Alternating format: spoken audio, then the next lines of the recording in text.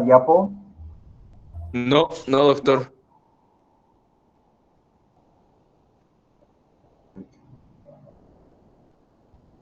¿Y qué pasa si les paso por Zoom?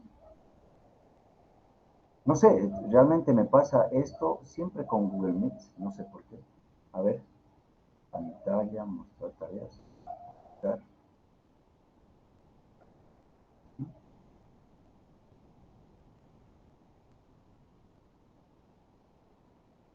Yo pongo la diapo en modo presentación, ahí me la ven, ¿verdad? Ahí lo ven. Pero cuando pongo en modo presentación, dejan de ver, o sea, no entiendo por qué.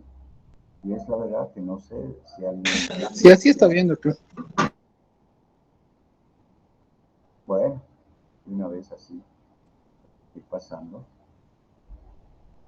Entonces estamos viendo este porcentaje de pacientes que sufren asma y que luego hasta el 40% tienen rinitis alérgica confirmada. Cuando vemos un paciente que llega a emergencia, y esto lo han podido ver hace mucho tiempo atrás, fíjense ustedes que los pacientes que llegaban a emergencia tenían una probabilidad de, con rinitis sin tratamiento, de llegar más frecuentemente, 6.6% de probabilidades de llegar a emergencia y hospitalizarse por asma bronquial, por crisis asmática, versus 1.3% de pacientes que llegaban a emergencia con crisis asmática que tenían rinitis, pero tratadas, es decir, unas 5 veces más la probabilidad de que el paciente se hospitalice por una crisis de asma. Es un cuadro interesante donde vemos la marcha alérgica que va sucediéndose desde que el niño atópico crece. A un principio, en los primeros meses de vida, el atópico empieza a tener una caspita, una especie de caracha en la parte superior de la cabeza y la mamá piensa que es suciedad, caspa, etc. Y empieza a frotar y no se da cuenta que puede ser eczema que a lo largo, según la intensidad de la atopía, puede generalizarse en la cara, en la piel, un tipo alérgico. Luego pasan los primeros años, entre el segundo año, el niño atópico, según cómo se vaya desarrollando y sensibilizando el sistema inmunológico de él, empieza a presentar síntomas muy parecidos al asma con sibilantes. Posteriormente empieza a tener, tal vez en forma lenta pero sustancial, la presencia de supuesto flujo nasal y datos de rinitis alérgica. Después veremos, cuando hablemos de asma infantil, si es que nos logra dar el tiempo, que el asma a primeras edades de la vida se clasifica en 3 fenotipos, pero el verdadero atópico empieza, ¿no? Y tiene un pico entre los 3, 6 años y luego va decreciendo la incidencia de la severidad de asma, cosa de que cuando llega a la edad de adolescencia el 80% sufre una remisión. De ahí es que mucha gente cree que uno cura el asma infantil y en realidad controla nada más.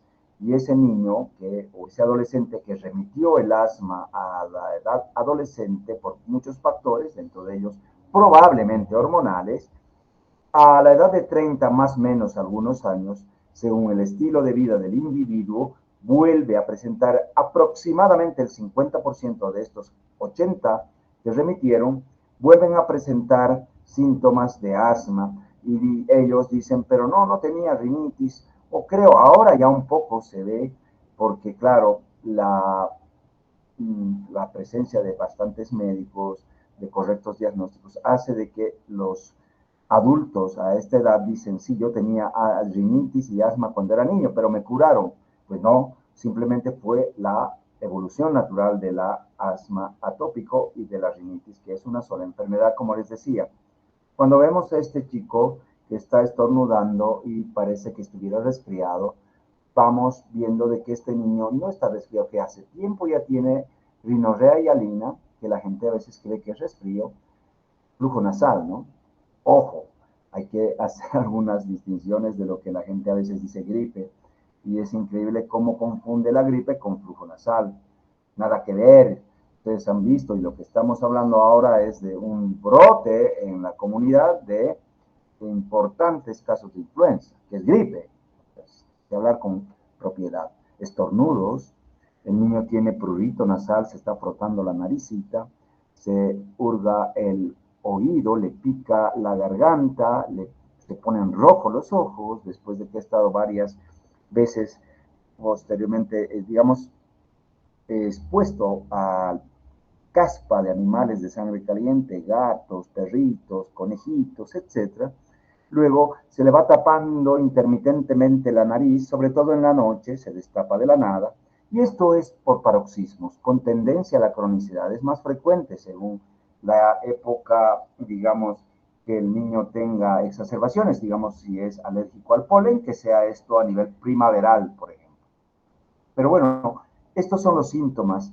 Cuando tú revisas a un niño, vas a ver siempre que tiene ojeras y tiene el pliegue o la línea de Morgan-Denny, que es ese arruga, ese pliegue en el párpado inferior, que mucha gente lo tiene, insisto, 40% de la población infantil y la mitad de ellos o más dice tengo ojeras, pero cuando ves el pliegue de Morgan-Denny, ves el saludo alérgico, que el niño se está frotando la naricita, es que el surco de la nariz se pronuncia precisamente por este frote, esta maniobra que hace el niño. Ves la lengua geográfica, ves la conformación del maxilar que está hacia adelante o hacia atrás, el superior o el inferior, ves las fascias adenoides. ¿Qué es la fascia adenoides? Es ese niño que tiene la boca entreabierta y que respira netamente por la boca, parece un niño un poco con problemas de retraso mental,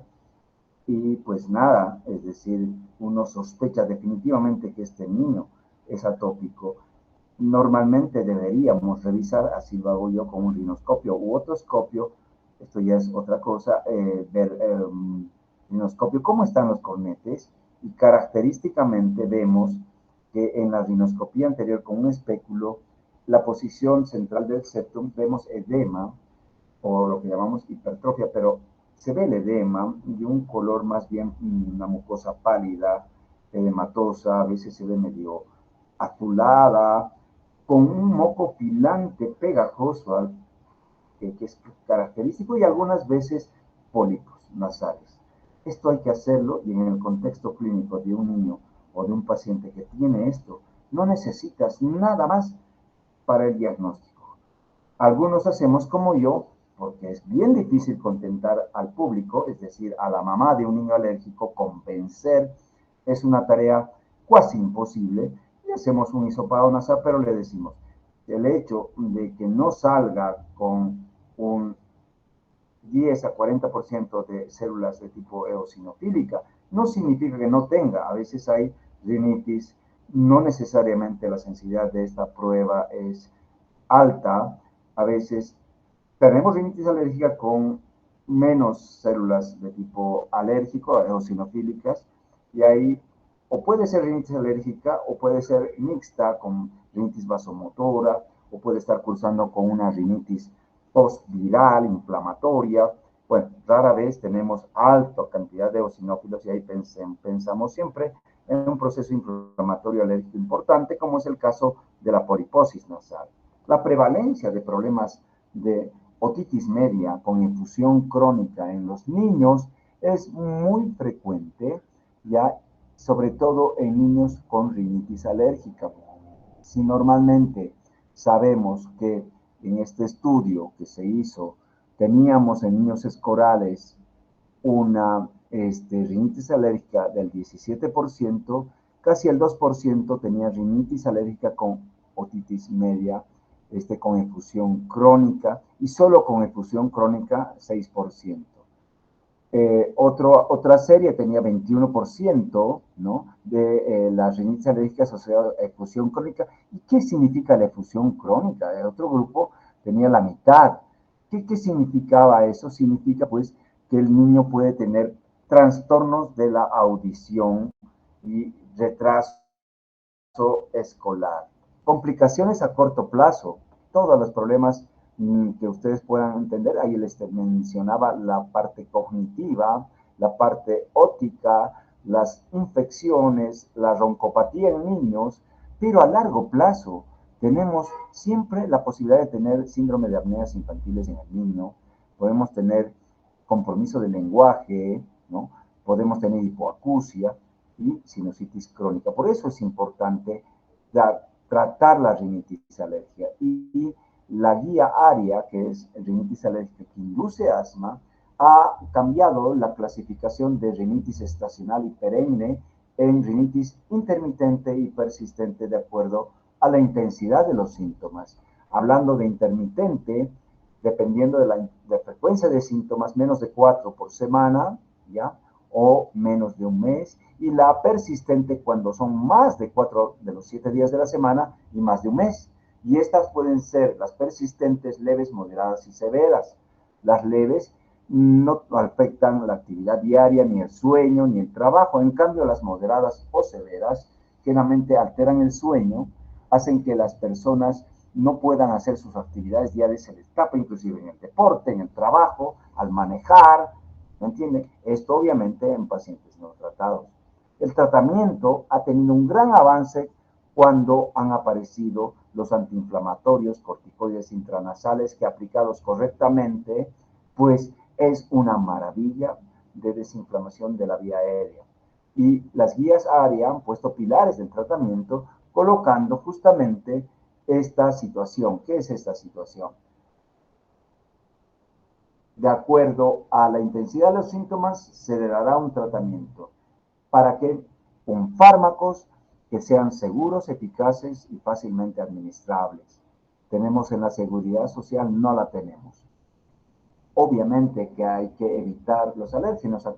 Estoy en la consulta y hoy estoy viendo un niño con 30% de FEV1 y de peak flow, con una crisis de asma moderada a severa, tiene 86 de saturación, obstruido y con datos de rinitis. Y pregunto, sí, hace poco el gato decidió irse a vivir dentro de la casa del muchacho y lo acogió muy gentilmente el niño, pero ahí está el problema, tiene unas fases alérgicas, los ojos rojos, está con una crisis de asma. Entonces, si el niño no se le convence o no se actúa para quitar ese gato de cerca de él, pues las cosas van a ir para peor. Siempre educación del paciente y la inmunoterapia, siempre tiene un rol, pero acá hay que ver en qué momento se le prescribe. Ojo, hasta el 80% de los asmáticos tienen rinitis alérgica, 40 confirmados. El asma y rinitis comparten un proceso inflamatorio común. Esto suele ser pregunta de examen y la rinitis alérgica puede complicar, como los he mostrado, hasta 5 veces más el tratamiento del asma y es más frecuente que el paciente vaya a emergencia por crisis y se hospitalice. Entonces, la estrategia debe ir para dirigirse tanto a las vías aéreas superiores como a las inferiores. Voy a tomar un vasito de agua, si me esperan, por favor.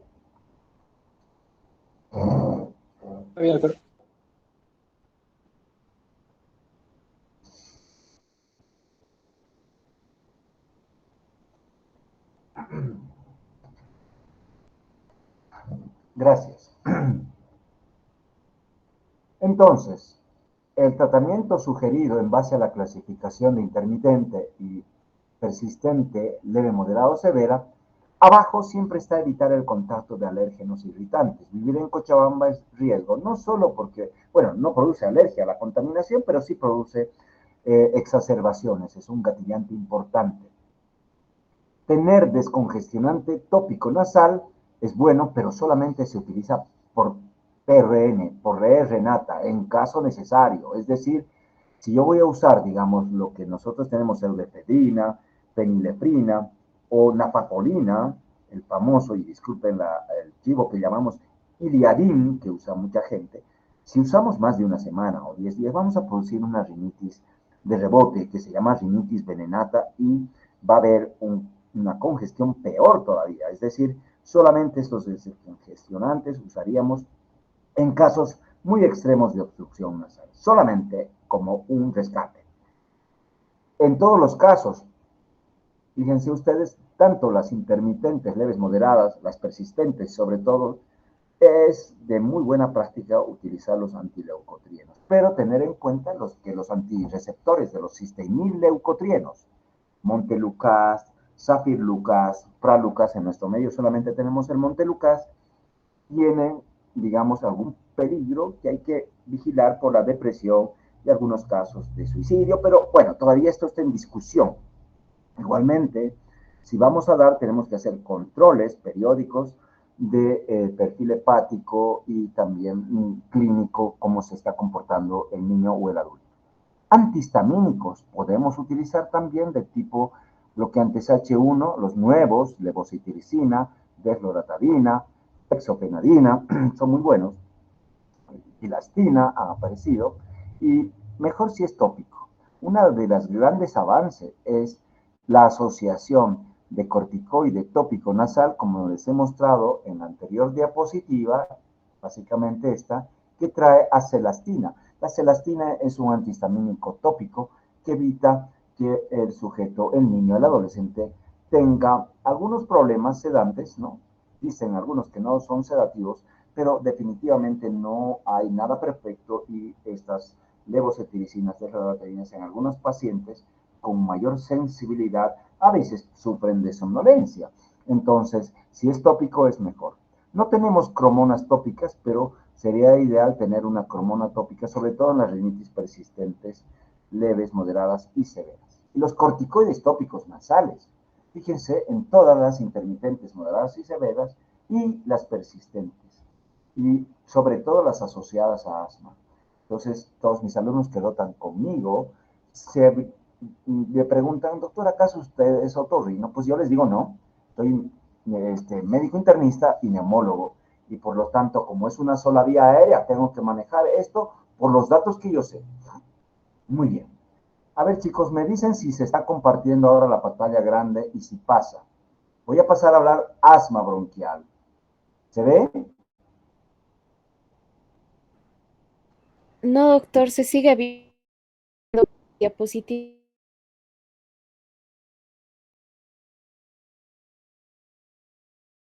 de tratamiento de rinitis. Qué pena. ¿Ahora sí? Sí, ahora sí.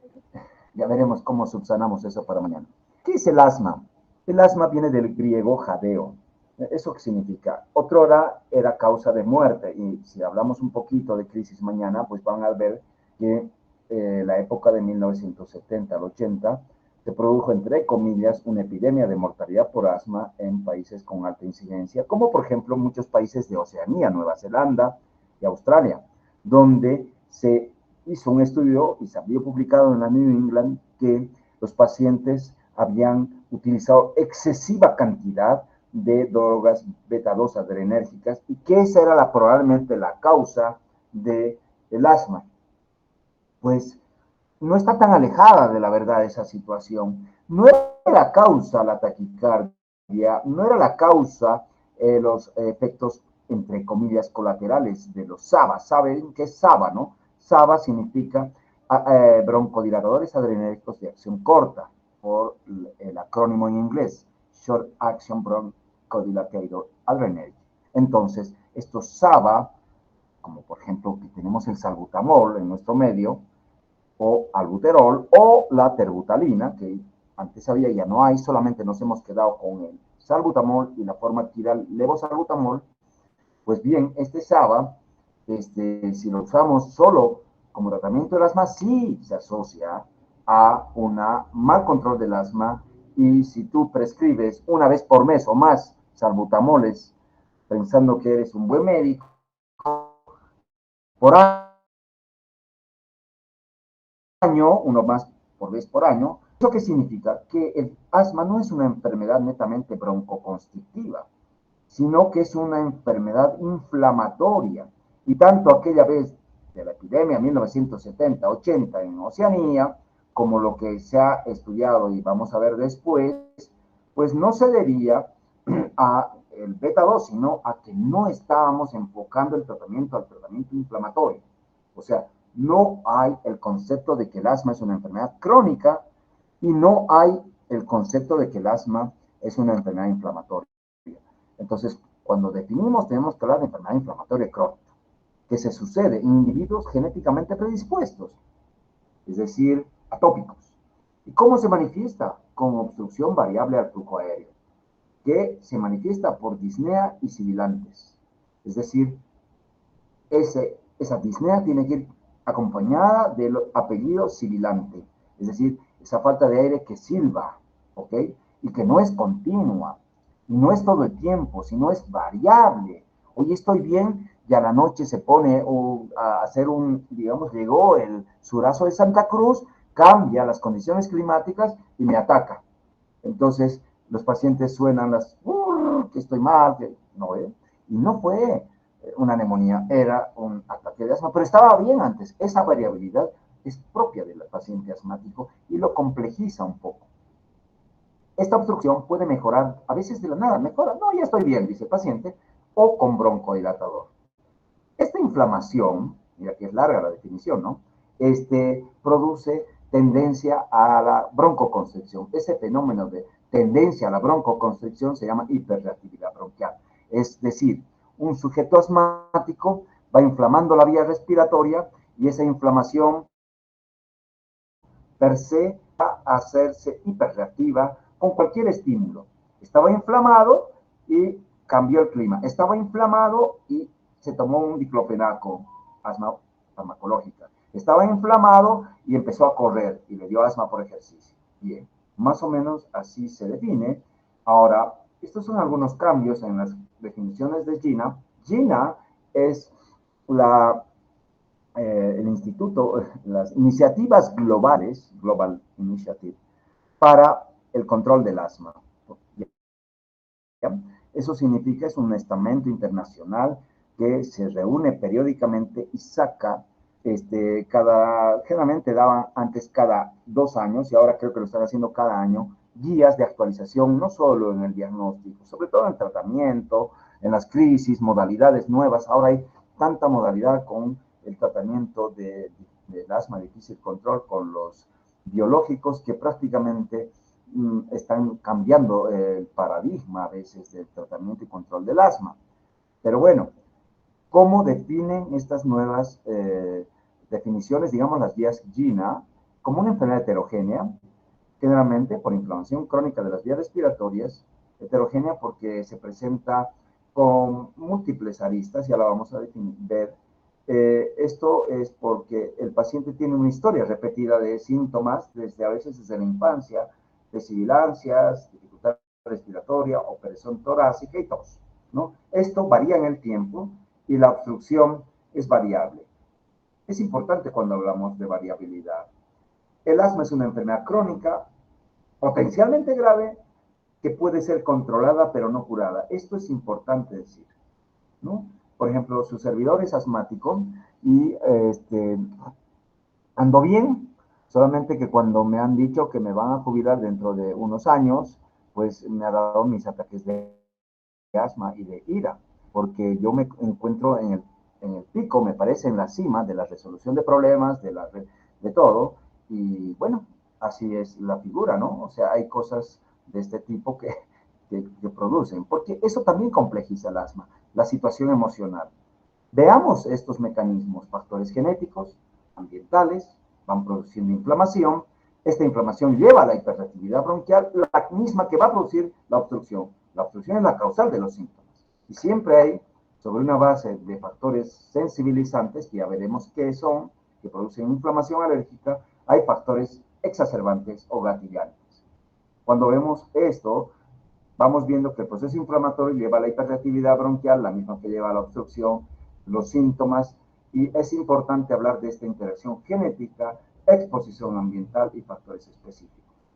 Cuando vemos en la emergencia los picos rojos de exacerbación, pues decimos sí es asma. Cualquier doctor puede ver y diagnosticar en crisis leve, moderado o severa el proceso de exacerbación o crisis, porque el paciente tiene síntomas. El problema es cuando vemos la parte anaranjada de este gráfico de la inflamación crónica, que normalmente no está muy sintomática, pero está omnipresente en mayor o menor grado en el paciente asmático, piensan que no hay que tratar, grave error, porque el asma hay que tratarlo permanentemente por este proceso inflamatorio. Y si no tratamos ese proceso inflamatorio, estaremos produciendo algo que va pasando por debajo, que es el remodeling, el remodelado de la vía aérea, que va cambiando la estructura ya microscópica, ultramicroscópica, anatómica de la vía aérea, haciendo que ya no se presente lo que llamamos obstrucción reversible. Muchas veces ya se producen fenómenos ya fijos, de obstructivos fijos, muy parecidos a lo que ocurre en el EPOC. Esto a lo largo del tiempo. Entre 250 a 300 millones de personas sufren asma en el mundo. ¿Por qué está aumentando el asma? Por el estilo de vida. Hay muchos factores, muchas teorías, pero obviamente ustedes se van a fijar que el asma se presenta por la contaminación de las ciudades y se ve más en las ciudades. Por lo tanto, cuando yo digo asma, es una enfermedad que es en las ciudades. Se da por muchos factores.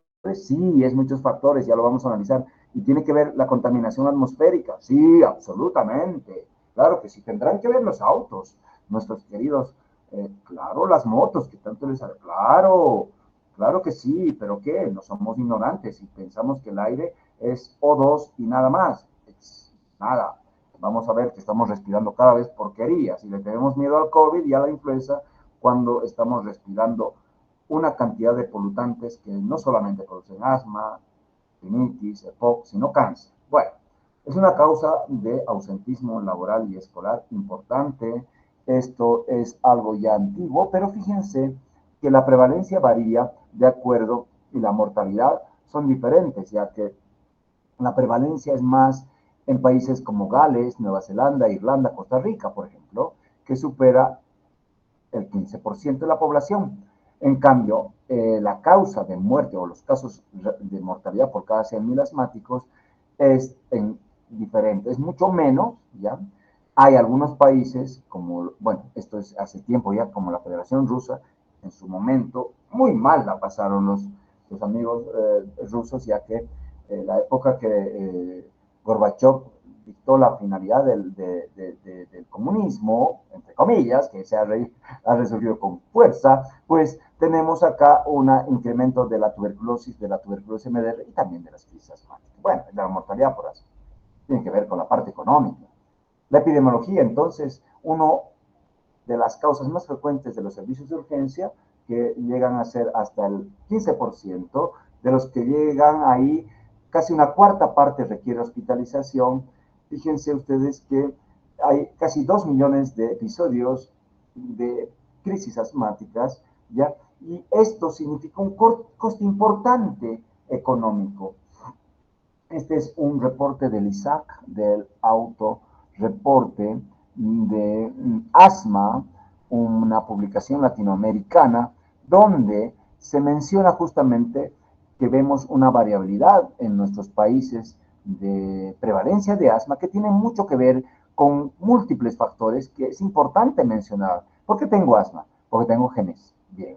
Porque tal vez estás expuesto perinatalmente, porque mi mamá estuvo expuesto al humo del cigarro, a polutantes. Tiene que ver, claro que sí. La dieta, claro que sí. La obesidad, el tabaco, tiene que ver los polutantes de interiores y de exteriores, sobre todo de exteriores, como les estaba mencionando, y a situación que realmente me preocupa y me hace sufrir ad eternum, permanentemente. Estrés psicosocial, ya les he comentado algunas cosas que todos los individuos tenemos y que, bueno, nos afecta muchas veces más que el ejercicio o más que el COVID, etcétera. Infecciones parasitarias, es importante ver en nuestras zonas tropicales, ¿no? Que esto se asocia a la también presentación de síntomas. Entonces, es multifactorial y este reporte dice que Bolivia tiene por autorreporte, ¿no? 12.3% de prevalencia de asma, ¿no? Teniendo a Perú, 33%, Cuba y Venezuela con la mayor incidencia. En color rojo, y a medida que vamos volviéndonos verde clarito, va disminuyendo la prevalencia y la mortalidad por asma. La mortalidad por asma en esta reporte de alergia, asma e inmunología, vemos que la mortalidad no es tan alta comparado con la prevalencia. Gracias a Dios, pero todavía sigue habiendo mortalidad. Entonces, es baja que varía del 0.8 al 4.5 por cada 100.000 habitantes, ¿no ven? Y hubo un incremento del 80 al 87 de un 31%, ¿ya? Y antes, entre 1970, ¿verdad?, y el 87, habían más casos severos y que precisaban intubación y ventilación mecánica. Colegas, yo vengo de la capital del asma y del EPOC, del tabaco, que es Buenos Aires. Buenos Aires, Santiago de Chile, Ciudad de México son ciudades donde la gente fuma y tiene asma por doquier. Ahí teníamos salas de nebulizaderos, de valoración de crisis asmática, y se los puedo decir, desde que se ha incorporado los corticoides inhalados en el control del asma y todas estas guías, la mortalidad ha ido bajando poco a poco. Por lo tanto, hay que seguir nomás. Fíjense ustedes cómo tenemos la era broncodilatadora y la era inflamación. La era de tratamiento de la inflamación desde 1986-7 en adelante ha ido bajando la mortalidad importantemente porque no estamos tratando el broncoespasmo, estamos tratando la inflamación. Entonces en Argentina se ve que aún todavía sigue habiendo alta mortalidad y esto fue reportado tanto en Ciudad de México como en Argentina, que hubieron una cantidad importante de sujetos asmáticos y tiene muchas cosas que revelar esto. En Bolivia, según los reportes de la OMS 2020, antes de la pandemia, habíamos tenido casi 258 muertes por asma, 0.34 de todas las muertes. La tasa de mortalidad por edad es de 2.32 por cada 100.000 habitantes en Bolivia, teniendo el puesto número 108. Pero cuando vemos las causas de muerte en Bolivia, cuando hemos revisado esto, la causa, digamos, más después de la enfermedad coronaria, que es la primera, influenza y neumonía la segunda, el asma es la causa número 40. Sería lindo hacer más estudios y no mandarnos a trabajar como esclavos a los colegas especialistas, subespecialistas, y que nos voten con una patada en el trasero, ¿no? Pero así viene la figura. ¿Cuáles son los factores? Genética, epigenética, infecciones, sensibilizaciones, estrés psicológico, violencia, abuso, educación siempre, es decir, sobre todo del personal de salud, ¿no ven? Donde la terapia inhalatoria está muy mal dispensada por los prestadores de salud.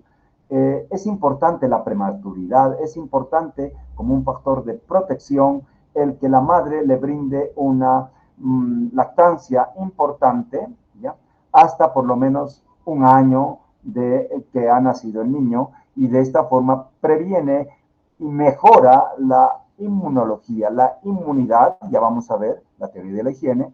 Las infecciones virales pueden ser agentes gatillantes. Las dietas son importantes, que tengan un componente importante en vitamina D, la obesidad, alérgenos, polución ambiental, son causas múltiples que interactúan en esta situación de factores de riesgo para desarrollar asma. Entonces, cuando uno ve un bronquio normal, ve, aquí está al revés. Lo voy a pasar y lo voy a cambiar. Un bronquio normal, tiene este calibre, ¿ya? Tiene un calibre importante, el espesor de la pared bronquial es normal, la mucosa, submucosa están preservadas, igual que la capa de músculo liso. Sin embargo, un bronquio asmático severo, fíjense el edema, el espesor de la submucosa, que es ese el proceso inflamatorio, donde hay hipertrofia de las glándulas submucosas, donde suelen haber una muscular también con cambios, suele haber una mucosa que tiene también las células Goblet cells muy hipertrofiadas, muy disruptivas, digamos el epitelio pseudoestratificado cilíndrico ciliado de la mucosa, y hay contracción del músculo liso. Es importante mencionar que una cosa es agentes sensibilizantes alérgicos y otra cosa son desencadenantes. Pregunta de examen. Sensibilizantes son productos biológicos inocentes que todos los respiramos, inclusive en la casa, en el polvo domiciliario, en los colchones, en las sábanas, en nuestras almohadas, generalmente donde el individuo pasa un tercio de su vida, que es en la cama, pues los ácaros, que son parásitos que se alimentan de la descamación de nuestra piel semanal, son los que conviven con nosotros y muchos sujetos desarrollamos sensibilidad a los ácaros, más que al ácaro, a las partículas de DERP1, DERP2, que tienen las patitas de estas, y en realidad son sus defecaciones de estos ácaros, ¿sí? Estos bichos que producen sensibilización y no podemos desprenderlos y que viven en lugares de temperatura como la que estamos viviendo, ¿no? Más o menos templadas a cálidas, y una humedad como la que estamos viviendo aumentan la cantidad de ácaros, y hay que tratar de evitar esto, de limpiar nuestra cama, lavar semanalmente nuestras colchas con agua caliente, hay que tratar de evitar los peluches, las alfombras, ¿va? Eso junto con los pólenes, varios, todos, el epitelio de animales de sangre caliente y hongos atmosféricos constituyen los agentes sensibilizantes. Cuando hablamos de desencadenantes, mismo puede ser una gran cantidad de caspa inhalada del gato, o pasto, o flores inhaladas cuando vamos a un lugar, a un invernadero, o compramos flores, ¿no? Eso puede ser también un agente que desencadena una crisis, o un agente irritante, como el humo del tabaco, un fármaco como la aspirina y los AINES, cambios climáticos, cambios emocionales, reflujo, estrés o contaminación de las grandes ciudades. Algo que mayormente exacerba las maniobras son los virus. ¿Cuáles? Todos. El COVID, sí. La influenza, sí. Todos. Todos son los causantes de agudizaciones de asma bronquial. Por lo tanto, hay que estar atentos siempre a estos factores y, claro, es complicado. ¿Por qué es complicado? Porque generalmente en las virosis se usan antibióticos. Una increíble situación que se ve diariamente. Atopía, ya vamos terminamos en 10 minutos, es aquella persona que tiene una predisposición a producir una inmunoglobulina E contra alérgenos ambientales. Esa persona se llama atópica. Esa persona atópica se puede manifestar con eczema, con rinitis o asma. Es importante mencionar cuál es la expresión de la génesis de asma, de lo que llamamos desbalance de la inmunidad. Para producir una inflamación bronquial que se presenta en el asma, vemos este balance de citoquinas, unas producidas por inmunidad protectora, que son los linfocitos Th1, y la otra, cuando se expresan y va a favor las citoquinas de los Th2, van a producir enfermedades autoinmunes o alérgicas. La inmunidad protectora Th1 se presenta cuando somos varios hermanos en una sola familia, cuando nos exponemos y nos estamos enfermando y cruzando a veces virus entre los propios componentes de la familia, que a veces tratamos de evitar, pero suele ser inevitable. Cuando estamos, digamos, tempranamente expuestos a, digamos, infecciones, mismo el sarampión, tuberculosis, o sea, no la enfermedad, sino el micobacterio. Todo esto favorece las virosis repetidas de los chicos de ahora, pues les ayuda a favorecer su inmunidad protectora. El ambiente rural es muy importante en ellos, ¿no? Y por eso se habla de que las enfermedades de alergia son más propicias de las ciudades. ¿Qué factores van a favor del fenotipo Th2 y del desbalance de citoquinas que va a producir alergias? El amplio uso de antibióticos es lo que le decía.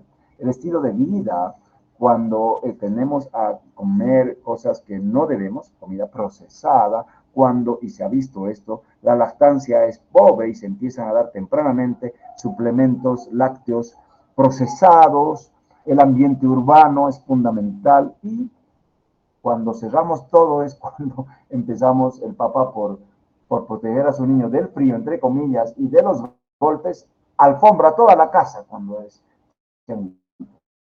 cosa peor, porque los ácaros empiezan a sensibilizar tempranamente, o cuando les compramos un gato o un perro para que estén compartiendo y no estén solitos, y el niño es atópico.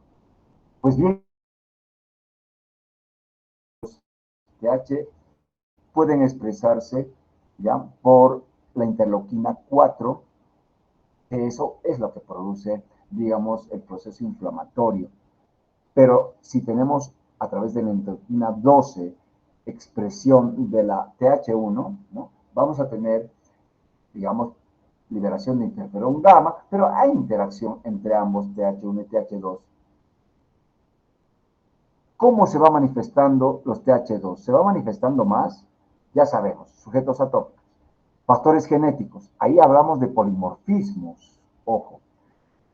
Factores ambientales, ya les he mencionado cuáles. Y los triggers. Los triggers, los gatillos, son virus, exposiciones masivas a alérgenos, exposiciones masivas a pintura. Hicimos pintar la casa o hicimos arreglar la casa, ¿no?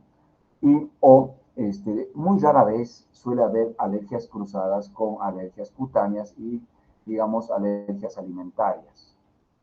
Bien, una vez hablado esto de los linfocitos TH2, ya vamos a ver que el mecanismo inmunológico tiene dos fases, temprana y tardía. La parte temprana es aguda en minutos. Sucede que después de una reexposición, digamos, a ácaros o a pólenes, el niño empieza a tener rápidamente edema de la submucosa y broncoespasmo. Eso sucede en los pocos minutos que es expuesto con mayor producción de moco. Pero hay una fase tardía que se va sucediendo, que pasa horas, de 4 a 8 horas después de este alérgeno, donde ya hay proceso celular inflamatorio, mayormente eosinófilos, que va a producir enzimas que producen daño tisular y que en definitiva van a producir la obstrucción o la crisis de asma. Por lo tanto, esto estaba diferente, esto estaba, a ver, lo voy a tratar de pasar arriba, porque en modo presente. La respuesta temprana, chicos, tiene que ver con la activación de las células B, las mismas que van a producir una inmunoglobulina E que se va a ir a fijar en los mastocitos. Esta inmunoglobulina de estos mastocitos, esta inmunoglobulina E, la IgE total, ¿ya? Se va a pegotear en las células de tipo mastocitaria y cuando viene un alérgeno, definitivamente se une a estos brazos de inmunoglobulina E produciendo un mecanismo de liberación de los gránulos de histamina, leucotrienos y citoquinas de la célula mastocitaria y esto produce esta respuesta temprana y a posteriori interacciones con otras células de respuesta tardía. Cuando hacemos broncoscopía, le hacíamos esto se vio, ¿no? Y se ve muy lindo en video, broncoprovocación con histamina, antes y después de la histamina, fíjense el edema bronquial que produce la histamina en este paciente atópico que bloquea la subdivisión de estos bronquios y prácticamente se ve una obstrucción por edema brutal más broncoespasmo. Y esto se llama después de respuesta tardía. ¿Por qué se presenta la respuesta tardía? Porque hay, después de la liberación de esta histamina y leucotrienos, interleuquina 4 que interactúa con los TH2, ¿no? Además de esto, produce una liberación de factores de estimulación de monocitos de la médula ósea, la GM-CSF, monocitos y granulocitos, estimula la médula ósea. ¿Para qué?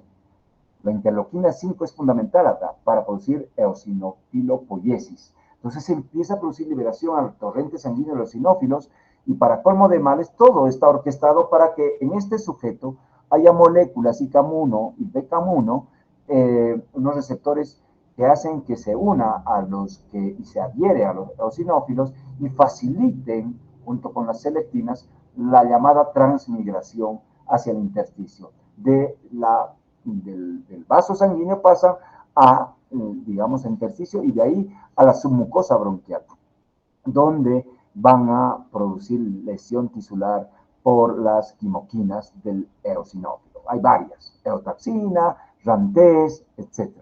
Esto va a producir una, digamos, activación de más leucotrienos, injuria tisular y para colmo de males tiene un mecanismo de autosupervivencia llamada apoptosis retrasada, es decir, siguen ahí, se quedan a vivir mucho tiempo estos eosinófilos produciendo un proceso inflamatorio con daño tisular.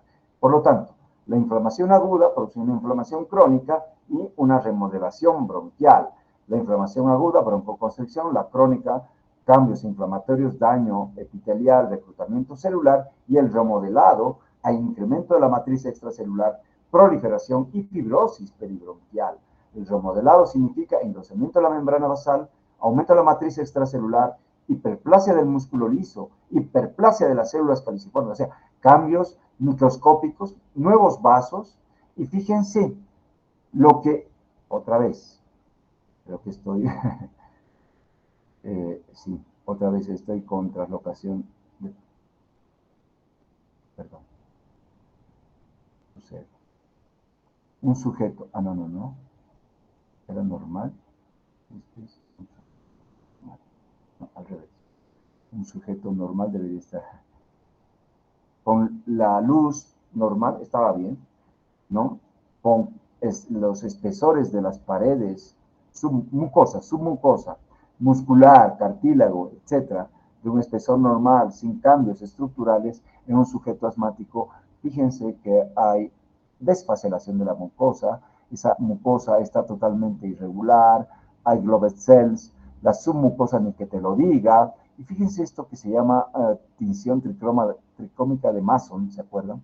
Para ver el colágeno, cómo se ve en color verde. Ya hay fibrosis P en el intersticio, cambios celulares. Esto que ven acá es una glándula submucosa hipertrofiada. El músculo liso también sufre cambios.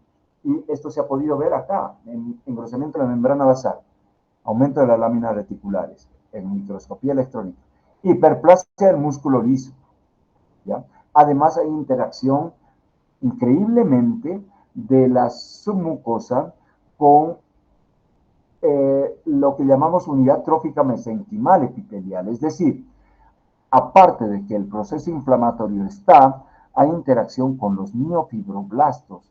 Por lo tanto, por eso se va produciendo esto que llamamos tejido colágeno submucoso remodelado de la vía aérea. Si vamos a sintetizar todo, vamos a decir que hay células y mediadores. ¿Qué células? Todas. Fíjense que son todas las células. Mastocitos, eosinófilos principalmente, pero TH2 también. Células estructurales, epiteliales, músculo liso, endotelio, fibroblastos. Nervios, claro que sí. Mediadores, histamina, leucotrienos, prostanoides, factor activador plaquetario, quiminas, adenosinas, etc. Y efectos, broncoespasmo, edema, digamos, perivascular, secreción de moco denso, hiperreactividad bronquial y cambios estructurales. Yo dejo esto acá porque mañana voy a continuar, ¿ya? Y si nos da tiempo, hablar del tratamiento de crisis y hablar un poquito de la contaminación ambiental.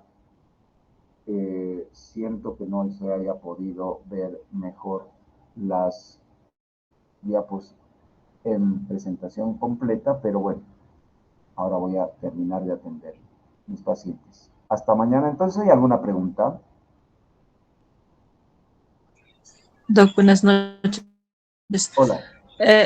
Doctor, los pólipos en niños, ¿esto va a requerir lo que es una cirugía o es algo normal en ellos?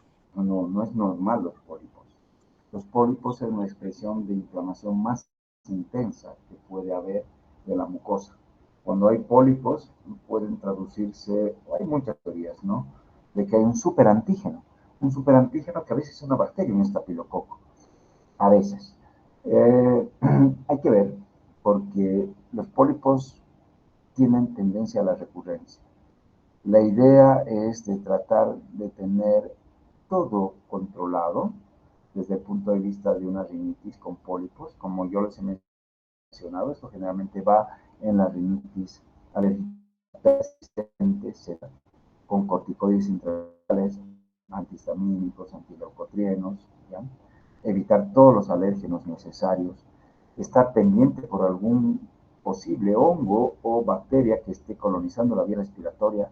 Hablé del estáfilo, hablé del aspergillus, tratar de minimizar eso. Y la pena de la polipectomía que se realiza por cualquier vía es la recurrencia. Entonces, es medio fregado, pero con el advenimiento de terapias biológicas, sobre todo con la,